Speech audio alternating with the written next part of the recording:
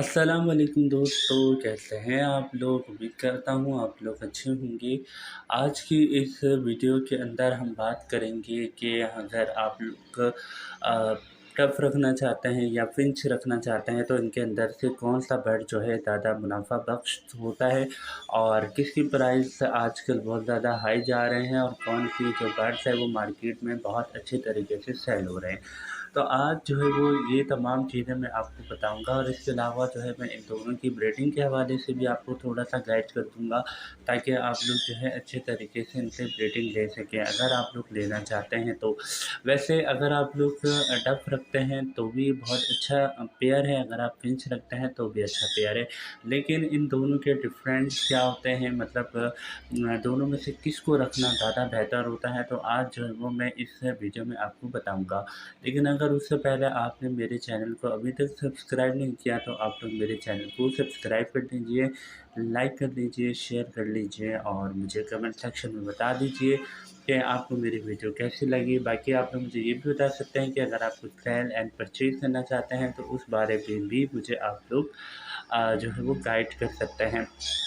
तो चलो दोस्तों अपनी वीडियो शुरू करते हैं। तो दोस्तों सबसे पहली बात हम लोग डक पे करेंगे, ठीक है। डक एक बहुत ही अच्छा परिंदा है, बहुत ही जो है वो आज़ाद ख़याल परिंदा है। जी हाँ, आज़ाद ख़याल परिंदा मैंने क्यों इसको बोला, बिकॉज़ डक जो है वो खुली फ़िज़ा में रहने वाला और जो है वो और जो है एक खुली जगह पे जो है वो ब्रीड करने वाला परिंदा है। इसके अलावा डक जो है बहुत ही ज़्यादा, मतलब उसके आजकल बहुत ज़्यादा साइज़ उसके आ रहे हैं मार्केट में। मतलब एक नॉर्मल साइज़ का डक होता है, एक जो है वो हमारा जो कबूतर होता है उस साइज़ का डक होता है और उसमें भी 2 क्वालिटी होती है। एक होती है हमारे पास नॉर्मल डक, दूसरी होती है वाइट डक, जिसको हम लोग एल्बिनो शायद कहते हैं, वो होती है।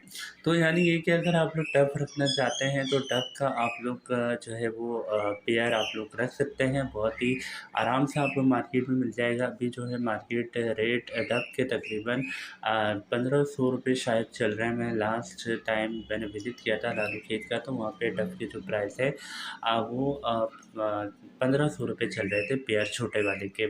और बड़े पेयर जो बड़ा जो पेयर है वो तकरीबन 200, 300, 400, 500 रुपये के हिसाब से मिल रहा है, अगर मिल रहा होता है तो। वरना जो है वो नहीं मिलता, लेकिन अगर आप लोग उसको तलाश करते हैं तो मिल जाता है। लेकिन वो जो है एक तरीके से समझ लीजिए जंगली जो है वो डक होते हैं। तो मैं नॉर्मल डक की बात कर रहा था, तो नॉर्मल जो डक होते हैं उनका पेयरिंग जो है सबसे बड़ा पेयरिंग का मसला हो जाता है, क्योंकि इनमें भी नर एंड मादा का जो डिफ़रेंस करना मुश्किल हो जाता है, मतलब डक में मुश्किल होता है। तो इसका 2 तरीके होते हैं मालूम करने के। एक तरीका ये होता है कि आप लोग जो है उनकी आइज़ के जो रिंग होता है उससे आप लोग मालूम कर सकते हैं कि डक में आपके पास मेल है या फीमेल है।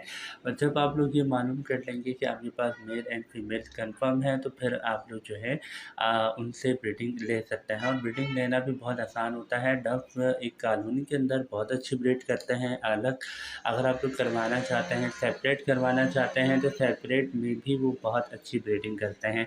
इसके अलावा आप लोग जो है ये चाहते हैं कि वो उनके बच्चे भी ब्रीड करें, तो उनके बच्चे भी बहुत अच्छी ब्रीड करते हैं। यानी अगर आप एक पेयर खरीदते हैं तो एक पेयर से आप कई पेयर आसानी से जो है वो बना सकते हैं। एक पूरी सी पूरी कॉलोनी आप तैयार कर सकते हैं, बड़ी से बड़ी जो है वो आप लोग कॉलोनी डक की बना सकते हैं। और डक का एक सबसे बड़ा फ़ायदा ये होता है कि डक जो है वो बहुत जल्दी डक के एग जो है वो 15 दिन में हैक हो जाते हैं। डक की जो एग है वो 15 दिन में हैक हो जाते हैं, मतलब बच्चे निकल जाते हैं, हैच हो जाते हैं। उसके बाद जो है उनके बच्चे 15 दिन के बाद ही बड़े भी हो जाते हैं और 15 दिन के बाद फ़ौरन जो है वो डक ब्रीडिंग स्टार्ट कर देता है। और डक के लिए कोई जो है वो महँगी तरीन बॉक्स वग़ैरह और मट्टियाँ वग़ैरह नहीं खरीदनी पड़ती। आप लोग जो है वो इधर जाली जो होता है जो जाली होती है उसके वो लगाकर जो है उसके अंदर आप नेस्टिंग मटेरियल डाल देंगे, तो उससे भी डक जो है वो बहुत अच्छी ब्रीडिंग करता है। और डब भी सॉफ्ट फूड ज़्यादा नहीं खाता, आप उसको नॉर्मली सॉफ्ट फूड दे सकते हैं। नॉर्मली मतलब भुट्टा वगैरह और ये तमाम चीज़ें जो होती हैं सॉफ्ट फूड में, ग्रीन सॉफ्ट फूड और इस तरीके से और भी बहुत सारे सॉफ्ट फूड होते हैं, एग सॉफ्ट फूड होते हैं, वो भी आप लोग जो है अपने डक को दे सकते हैं।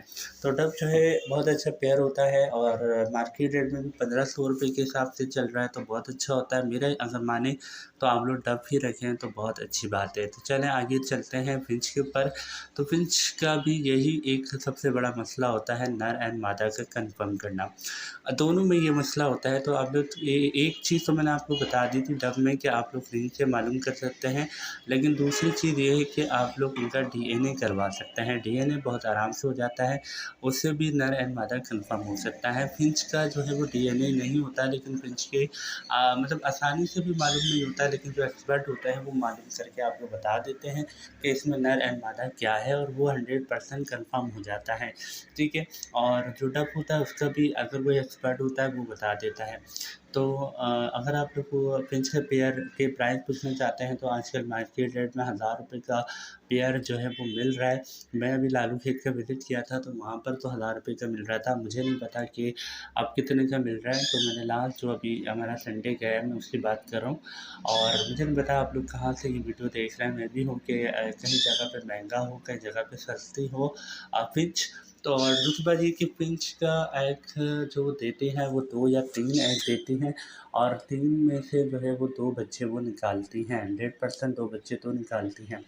इसके अलावा ये होता है कि बाद दफ़ा ये होता है कि फिंच जो है वो क्लॉथिंग स्टार्ट करने के बाद एग तो देना स्टार्ट कर देता है, लेकिन उनके एग के अंदर जो है वो बच्चे नहीं बनते, यानी फर्टाइल नहीं होते। ये बहुत बड़ा मसला होता है फिंच के अंदर कि उनके एग फर्टाइल नहीं होते। मेरे साथ भी ये बहुत बड़ा मसला था, जब मैंने फिंच को रखा था तो उनके एग भी हैच नहीं होते थे, बच्चे नहीं निकलते थे, अनफर्टाइल एग होते थे। तो मैंने इस वजह से उनको ख़त्म कर दिया था। लेकिन ये होता है कि अगर आपके पास एक अच्छा पेयर भी आ जाता है तो उस एक अच्छे पेयर से भी आप कहीं पेयर बना सकते हैं, क्योंकि ये भी बहुत जल्दी ब्रीडिंग करता है, बहुत आराम से ब्रीडिंग करता है, और ये भी बच्चे बहुत शानदार तरीके से पालते हैं। मतलब जो फिंच होती है बहुत शानदार तरीके से बच्चों को पालते हैं। अच्छी सॉफ्ट फूड आप लोग इसको दें, सॉफ्ट फूड में आप भुट्टा दें, और जो है एग शेल होता है वो आप दे सकते हैं। इसके अलावा जो है इसको आप मतलब इसके लिए कुछ ख़ास चीज़ नहीं ख़रीदनी पड़ती, आप जस्ट छोटी मटकी ख़रीदें और उसके अंदर नेस्टिंग मटेरियल डाल कर दे दें, तो ये जो है वो कर देगा ब्रीडिंग आराम से। अगर आपके पास बड़ा केज नहीं है, छोटा केज है, उस छोटे केज के अंदर भी ब्रीडिंग कर देगा। ज़रूरी नहीं कि आप फिंच के लिए बहुत बड़ा केज खरीदें, छोटा केज भी आप लोग ले सकते हैं, 1 बाय 1 का भी ले सकते हैं, और 1 से भी यानी 1 फुट से कम भी आप केज ले सकते हैं। उसके अंदर भी फिंच जो है वो आराम से ब्रीडिंग कर लेता है। अच्छा, फिंच में भी ये बहुत देखा गया है आजकल के फिंच आपस में बहुत ज़्यादा लड़ रहे हैं, यानी एक-दूसरे के बच्चों को मार देते हैं। लेकिन ये होता है कि उस कंडीशन में जब इनको सॉफ्ट फूड अच्छा नहीं मिल रहा हो, इनको ग़िज़ा अच्छी नहीं मिल रही हो, इनको हवा अच्छी नहीं मिल रही हो, और जो जो माहौल हो वो माहौल उनका प्राइवेसी वाला नहीं हो, तो फिर एक-दूसरे के बच्चों को मार देते हैं। तो अगर आप लोग फिंच ही कानूनी बनाना चाहते हैं तो ऐसी जगह पे बनाएँ जहाँ ये तमाम चीज़ें हों, और इनको रेगुलरली बेस पर आप लोग जो है सॉफ्ट फूड वगैरह दें। तो ये जो है फिंच के ऊपर, और जो है वो मैंने आपको डक के ऊपर वीडियो बनाई है। डक भी एक अच्छा पेयर है, एक अच्छा परिंदा है, और फिंच भी एक अच्छा परिंदा है। दोनों आप लोग ले सकते हैं, दोनों से अच्छी ब्रीडिंग आप लोग करवा सकते हैं, और दोनों ही माशाल्लाह से बहुत अच्छी ब्रीडिंग करते हैं। डक का जो है वो बहुत जल्दी ब्रीडिंग करता है, और जो वो होता है हमारे पास फिंच, वो भी करता है, लेकिन उसका जो है वो इश्यूज़ होता है बहुत सारे। तो उस इश्यूज़ को आप लोग सॉल्व कर दें तो वो अच्छी ब्रीडिंग आपके पास कर सकता है। तो मतलब ये अब डिपेंड करता है आपके ऊपर कि आप फिंच रखते हैं या फिर आप जो है वो डक रखते हैं। तो डक भी ब्रीडिंग 15 दिन के अंदर निकाल देता है अपने अंडों में से बच्चे, और फिंच जो है वो 22 दिन के अंदर निकालता है, और 22 दिन के बाद उनके बच्चे जो है वो बड़े होने में टाइम लगता है। जब बच्चे बड़े होते हैं तब जाके वो सेकंड ब्रीड करते हैं, तो इसमें बहुत ज़्यादा टाइम लग जाता है। मेरी माने तो आप लोग डक का जो है वो पेयरिंग करा लगाएँ, और डक से ब्रीडिंग लें। डक भी बहुत अच्छी आपके पास ब्रीडिंग करेगी, और आपके पास एक अच्छी कॉलोनी बन सकती है। उम्मीद है आपको आज की वीडियो पसंद आई है। अगर आई तो लाइक